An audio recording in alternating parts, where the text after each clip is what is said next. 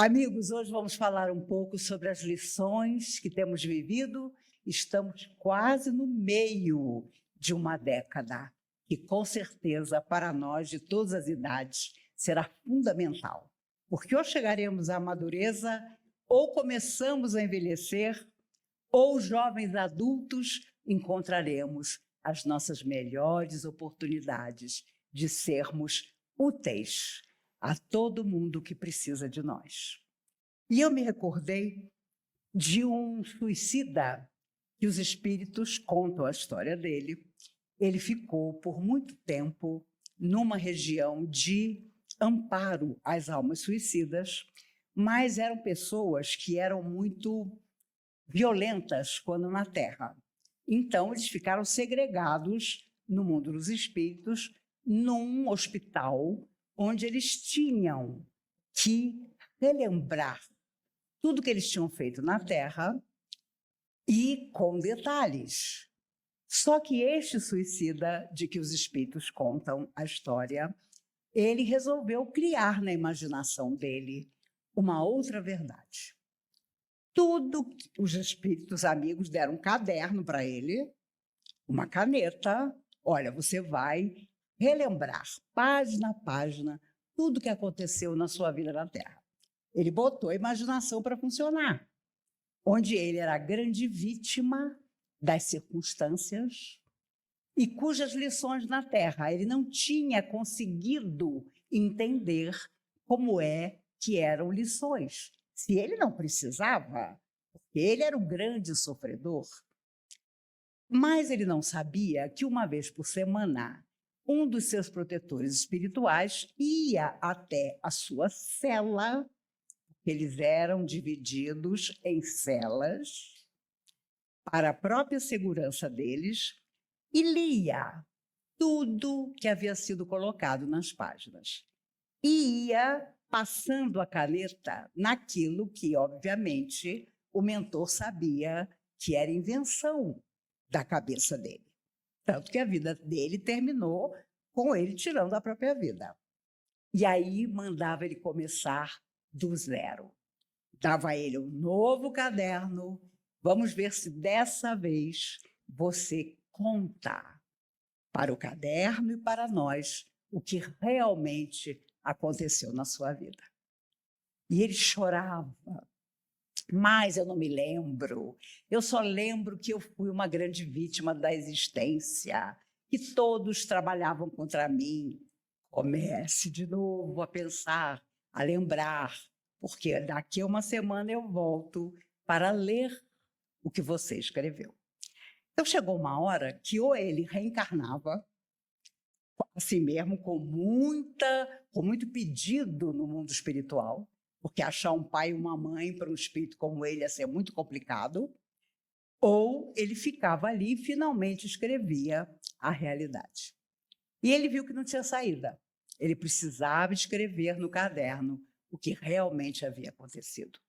E o que surge é uma pessoa extremamente orgulhosa, egoísta, que havia afastado pessoas que se amavam propositadamente, havia espalhado apenas sentimentos negativos e, por fim, considerando-se um desequilibrado, um triste, um esquecido das forças do bem, acabou suicidando-se.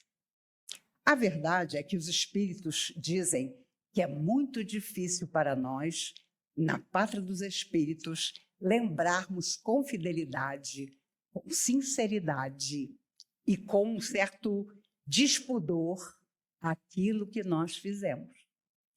Aquilo que secretamente nós enganamos com as palavras melífluas, com a nossa atitude disfarçada, e então criamos circunstâncias difíceis para a vida dos outros, esquecidos de que tudo que impomos aos outros, naturalmente, retorna para nós. Eu não sei se vocês viram hoje uma jovem chamada Paola, entrevistada num programa de televisão de manhã. Ela perdeu toda a perna, uma das pernas, e, claro, sofreu muito pela circunstância, só que ela resolveu criar um instituto quando ela viu as necessidades dela, quando ela viu a luta dela para adaptar-se à prótese inteira de uma perna, uma moça linda. E na hora que eu peguei a entrevista, eu falei, gente, ela deve ter tomado alguma coisa. Porque ela estava tão entusiasmada contando a experiência dela, que eu pensei, está tomando um remedinho. Mas a gente pensa mesmo. Tem gente que, quando a gente escuta falar, essa está medicada. A gente sabe. Mas a verdade é que eu percebi que o entusiasmo que ela passava e que ela queria passar à entrevistadora, ao público que estava assistindo, era o sentido de vida do bem que ela passou a ter. Então, ela criou um instituto, que leva o nome dela, para conseguir próteses gratuitas para crianças, para idosos, para pessoas que, em qualquer momento das suas vidas, perderam um dos seus membros e, obviamente, não têm condições de adquirir uma prótese, que são caríssimas. Só a manutenção de uma prótese é um negócio. E aí você vê aquelas crianças pequenas já usando uma perna artificial, mas felizes porque estão retomando a sua existência. E o Instituto parece muito bem colocado, tem aparelhos maravilhosos em que as crianças satisfeitas viram de um lado para o outro e se surpreendem felizes com a prótese em poder voltar a caminhar e ter uma vida praticamente normal. Quantas pessoas atravessam lições de desequilíbrio, de perdas e não fazem absolutamente nada por ninguém? São essas que se amarguram, são essas que chegam do outro lado, cheias de queixas e, em geral, os amigos espirituais, por beneplácito, providenciam rapidamente a reencarnação dessas pessoas. Elas ficam num tal estado, na pátria dos espíritos, de tristeza, que elas começam a dar problema para elas mesmas e para os outros em volta dela. Então, a reencarnação acontece, se for possível, para que a pessoa caia de novo no esquecimento. Por isso, os espíritos dizem que muitas almas que sofrem, em 3 a 9 anos depois da sua morte física, retornam, se é possível. E nós ficamos pedindo uma orientação, uma mensagem, e a pessoa já está na Terra. E muitas vezes longe de nós, porque há uma determinação no mundo espiritual entre tantas. Quando você não soube valorizar a sua família, os amigos, as pessoas que queriam te dar força, ao contrário, você era agressivo, você chateava as pessoas, você não aceitava auxílio pelo seu orgulho. Você vem, reencarna, mas num meio que você não conhece. Quantas pessoas vocês já conheceram que dizem assim, eu não tenho nenhuma afinidade com ninguém da minha família. Até os meus amigos são meio estranhos para mim. São essas pessoas que voltaram, mas não tiveram permissão de estar junto das pessoas queridas. Então, eles vêm no meio adverso, eles vêm com pouco conhecimento da família que os recebe, de propósito, porque não tiveram merecimento para estar junto daqueles que amamos, daqueles que eles amam. É óbvio que a gente tem os nossos maneirismos. Chega do lado de lá, você não teve uma boa relação com seu pai. Aí você, dependendo do merecimento que tem, guardou a lição da relação que não era tão positiva. Ao reencontrá-lo, você, como bom amigo que sabe falar, vai dizer, meu caro, tivemos a nossa experiência. Olha eu dando a dica. Mas agora, numa próxima vida, vamos nos afastar por um período, você de um lado, eu de outro, até que estejamos fortes para nos reencontrarmos e sermos verdadeiros amigos. E ex-marido? Ex-marido é uma maravilha. Meu Deus! Né? Você já chega para o ex-marido, esperta como você é, e diz, espero que você não tenha dito a ninguém que você foi casado comigo.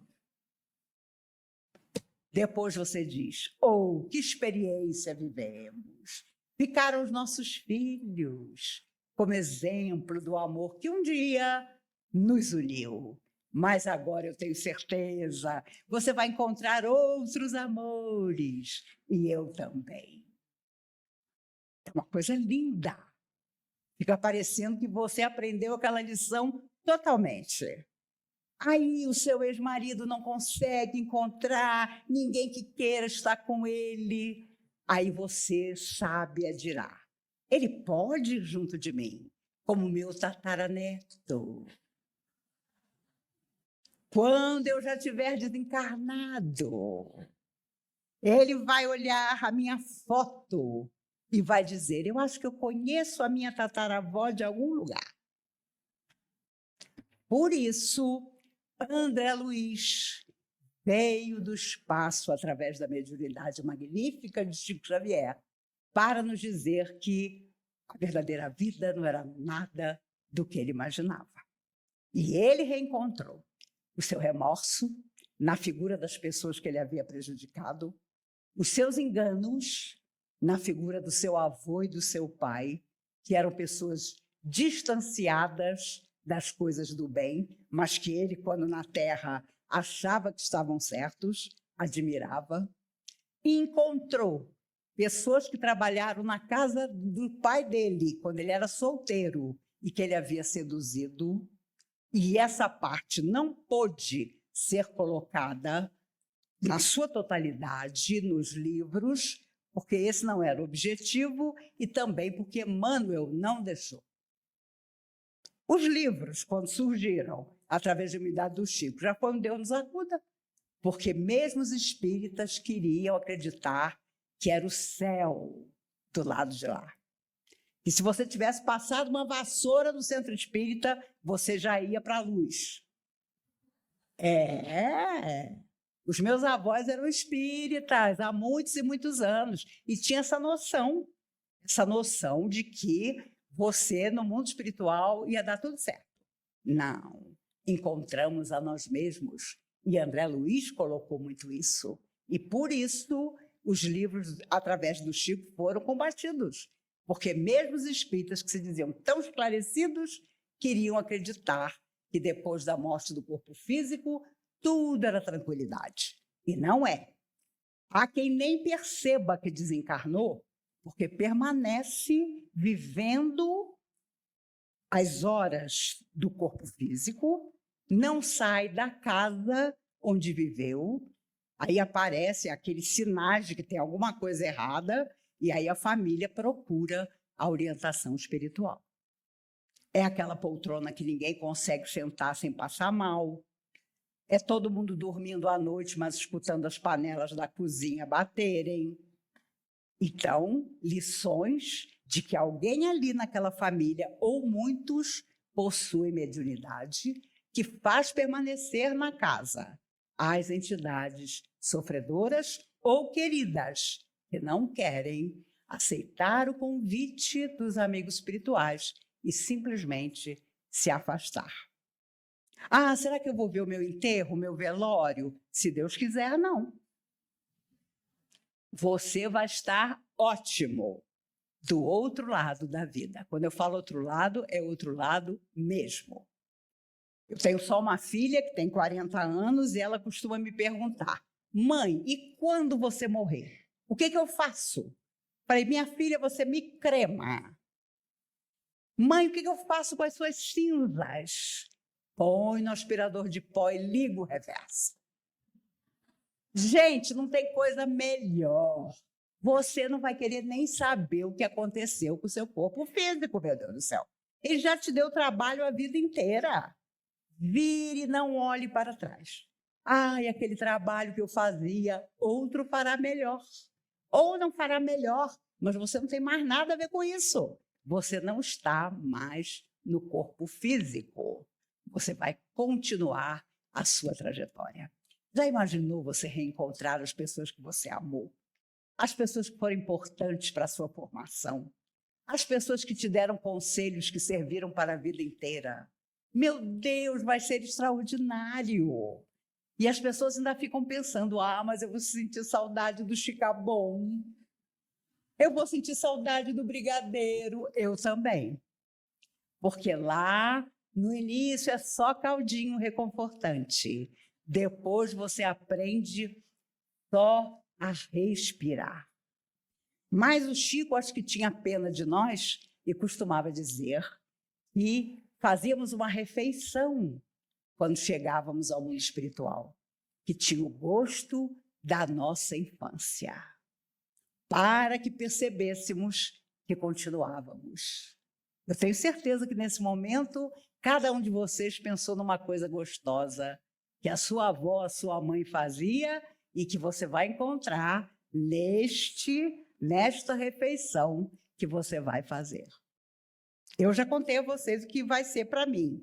Uma xícara de café com leite, um pão amanhecido na chapa do fogão, torrado, cortado em quadradinhos com manteiga.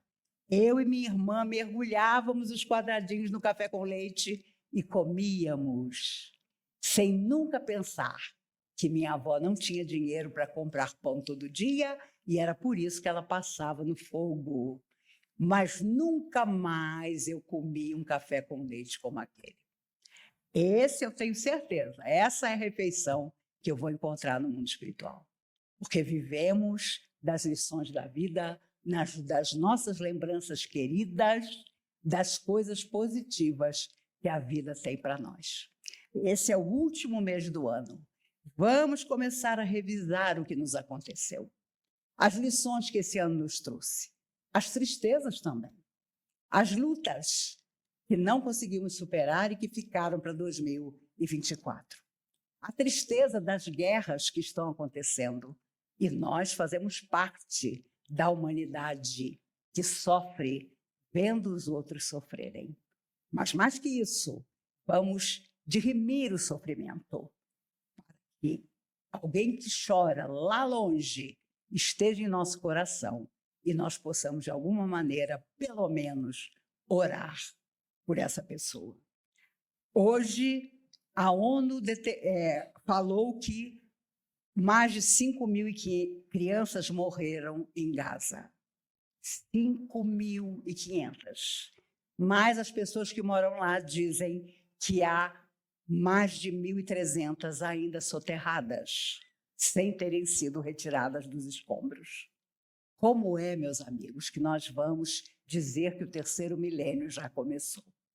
Não pode ter começado, porque ainda não há justiça, beleza, esperança, pessoas que lideram os povos, não importa que povo seja, para sentar-se e dizer: vamos acabar com isso, vamos ser fraternos, vamos fazer com que a vida do outro, seja quem for o outro, nos importe.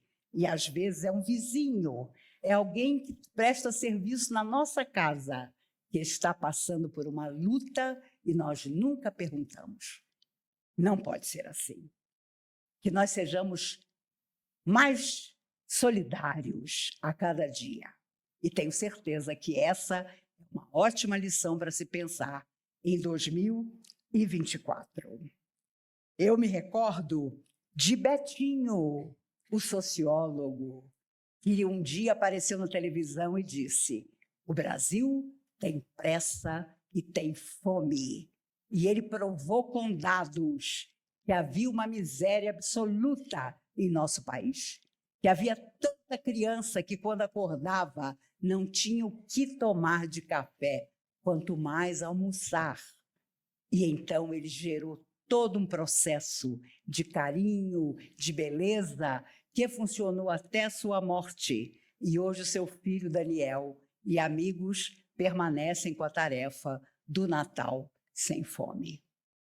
Quantas vezes nós vamos à ceia, há um excesso de alimento em nossa mesa, nós mesmos acordamos no dia seguinte passando mal, de tanto que nós falhamos em nos considerar equilibrados na hora de comer. E há tanta gente para quem o Natal simplesmente não existe. Porque não há trabalho, porque não há emprego. Então, meu Deus, Se você pode fazer alguma coisa, faça. O Chico, há mais de 40 anos, conversando com amigos em Uberaba, falava das ansiedades que nós já tínhamos naquela época e que teríamos para o futuro. Ele morreu há mais de 20 anos, mas naquela época ele já dizia: ainda ontem nós andávamos a cavalo, de burro, na carroça ou a pé.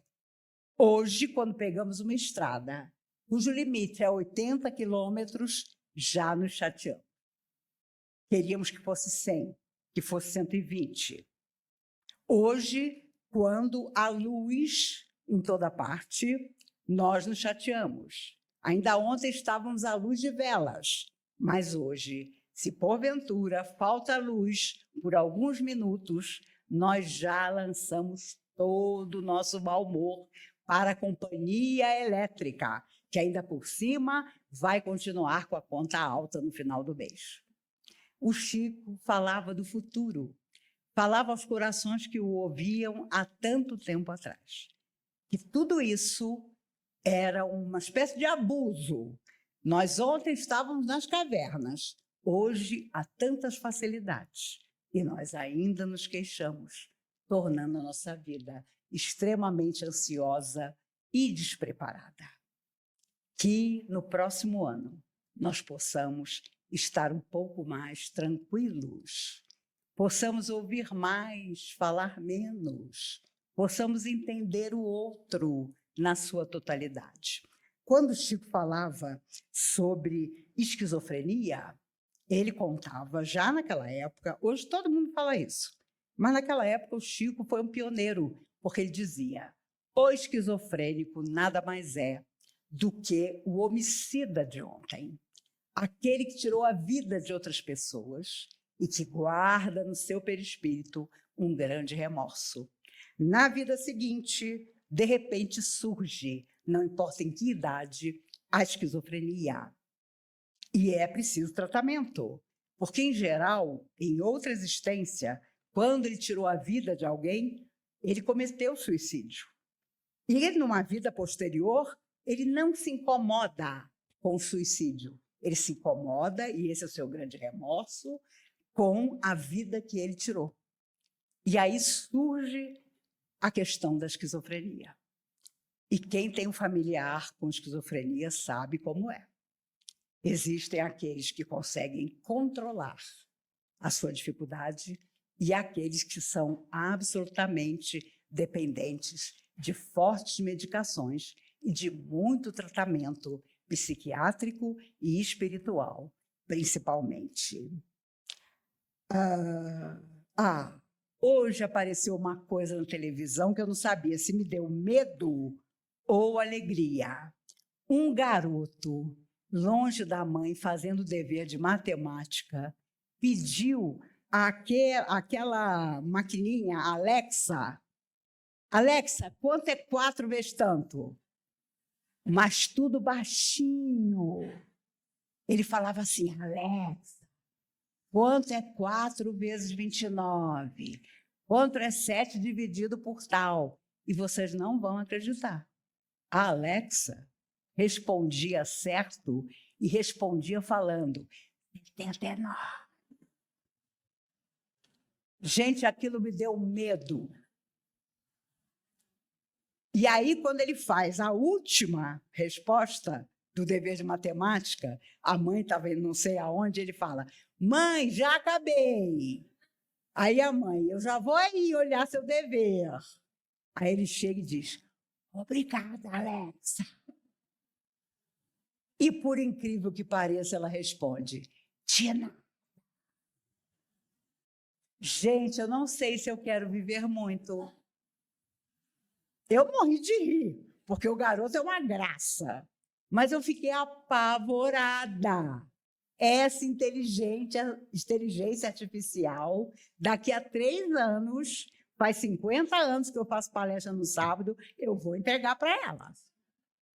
Vou dizer: olha, está aqui os meninos de sábado, entendeu? Você fala de Jesus bastante, fala do Chico Xavier, e vocês vão ficar maravilhados. Vocês vão dizer, nossa, a Maísa era regular, mas essa Alexa é maravilhosa. Mas eu juro a vocês, eu pretendo estar longe. Eu me recordo que quando começou essa história de cartão, de pagar com cartão, eu falei, Deus me livre, imagine, eu vou ter sempre dinheiro na minha bolsa. Hoje eu não tenho R$2, porque você se acostuma a pagar tudo com cartão. Esses cartões, então, que aproximam, são lindos. A senhora vai inserir? Não, vou aproximar. Meus amigos, as lições da vida, se nós quisermos, são extraordinárias, mas é preciso saber aprender. Para que no mundo espiritual um dia nós não sejamos tristes, nós não estejamos cabisbaixos a lamentar tudo que nós não fizemos. Precisamos fazer. O ano de 2023 termina. Vamos a 2024. Sabemos muito bem, porque somos enamorados da espiritualidade, que não existe um ano em que não haja lutas, perdas, dificuldades, mas também a alegria, a esperança, não é? Quem sabe, meu Deus, a inteligência traga de volta pessoas que já morreram. Já imaginou você ligar a televisão e conversar com Paul Newman? Meu Deus, que coisa maravilhosa, não é? O importante é ficar de olho nos nossos netos, porque talvez eles estejam usando a Alexa e por isso estão tirando notas tão boas. E quanto mais baixinho você fala com a Alexa, mais baixinho ela fala também. Isso eu aprendi vendo hoje o menino. O Chico teve uma professora que ele adorava, porque, órfão, ele era muito carente da figura feminina. E ele tinha uma professora chamada Rosária Laranjeira, da qual ele se lembrou a vida inteira. E ela era sua professora do 2º ano primário. E um dia perguntaram a ele, Chico, por que você gostava tanto dela? E ele disse, porque todos os dias, quando ela chegava na escola, ela escrevia no quadro negro 2 frases. A primeira, a liberdade é do tamanho do dever cumprido. E a segunda, só muito tarde é que se vê que não se amou o bastante. Já imaginou uma professora de Pedro Leopoldo, há mais de 100 anos, escrevendo essas 2 frases maravilhosas, todos os dias, para os seus alunos? Isso marcou demais ao Chico, porque ele guardou essas frases para sempre, como uma grande lição para manter a vida e tudo aquilo que a vida tinha de bonito. Eu quero agradecer a vocês por estarem aqui hoje, porque nesse mês faz 50 anos que eu fiz a minha primeira palestra dentro da comunhão na prece dos suicidas. E eu tinha certeza que ia ser só aquela e nenhuma mais. Eu estava errada. Mas, tendo vocês até hoje e tantas pessoas que já passaram por essa plateia e que hoje estão no mundo espiritual, ou que se distanciaram para outros países, mas permanecem se considerando meninos de sábado, nós sabemos que a vida sempre nos ensinará. A enfermidade que talvez nos leve um dia para a pátria dos espíritos será uma lição. O carinho que os outros tiverem por nós quando não estivermos bem será uma lição. Façamos a mesma coisa. Aprendamos. Tenhamos o olhar de quem entende, o ouvido sempre disposto a escutar a dor do nosso semelhante. Eu queria agradecer também, porque da última palestra para cá, vocês e outros amigos que nos viram pelo YouTube ajudaram o nosso lar e a ponto de que a casa que recebe as mães com as crianças enfermas não vai mais fechar. E a outra que está fechada, se Deus quiser, com a venda do livro, com tudo aquilo que nós vamos fazer na festa junina em junho do ano que vem, nós vamos reabrir para que mais mães e seus filhos doentes possam morar em nosso lar enquanto durar o período da recuperação deles. Meus amigos, só Deus, só as forças do bem para agradecer a cada um de vocês, porque não houve uma vez em que eu aqui não pedisse alguma coisa a vocês e que vocês não corressem para nos auxiliar. Vocês sabem, já disse a vocês, cada centavo de tudo que fazemos vai para o nosso lar e para a comunhão. Nunca, nada, R$1 que fosse, ficou para mim ou para qualquer pessoa que trabalha no nosso lar. Se eu tivesse qualquer dúvida disso, eu seria a primeira a indicar a vocês um lugar mais sério para vocês ajudarem. Mas posso afirmar que somos sérios. Vocês repararam que temos hoje na mesa Fernando Mendes. Esse rapaz que me aguenta. Esse rapaz que vai lá em casa, abre o computador, liga o botão e aí eu apareço.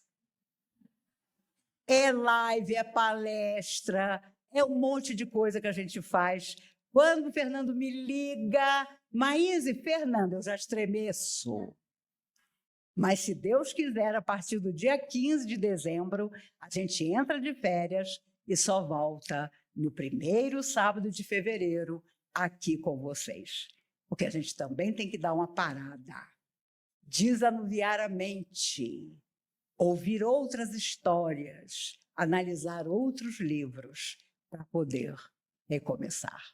E não duvidemos, amigos, que a maior de todas as lições é continuar vivendo, apesar de todas as dificuldades, e fazer o melhor ao nosso alcance em benefício de quem precisar.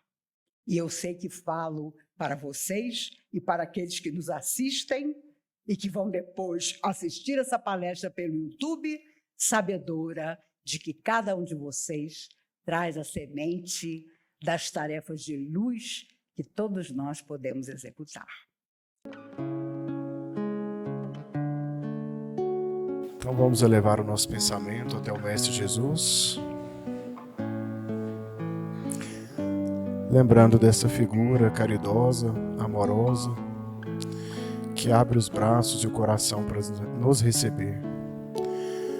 Mestre Jesus, que a Tua luz possa nos envolver nessa hora, aquecendo o nosso coração, a nossa mente, permitindo-nos amar mais, olhar para o próximo com mais carinho, com mais afeto, sabendo que todos têm as suas provações, as suas dificuldades, e que nós, através dos seus ensinamentos, saibamos como nos tratar, como nos amar, como auxiliar o próximo, e que a sua vontade seja feita na nossa vida agora e sempre.